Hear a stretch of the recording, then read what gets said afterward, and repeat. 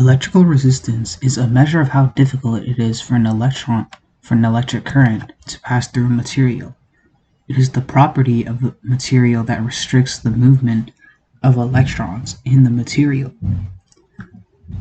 Now, resistance is the ratio of potential difference across the component to the current flowing through the component, which is expressed by the formula R equals V over I.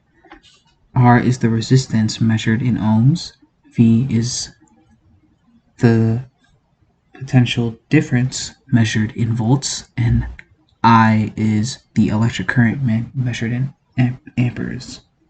Now we can see from this formula that resistance and electric current are inversely proportional, which means that if the resistance increases, then the electric current will decrease.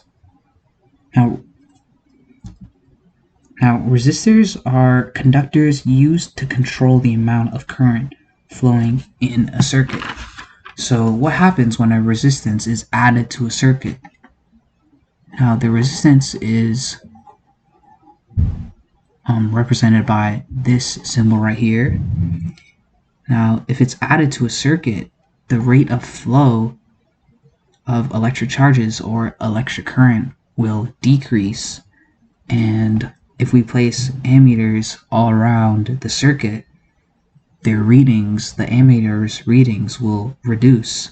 Now, the resistance will affect the electric charges throughout the circuit, since the electric charges are only as strong as their weakest link.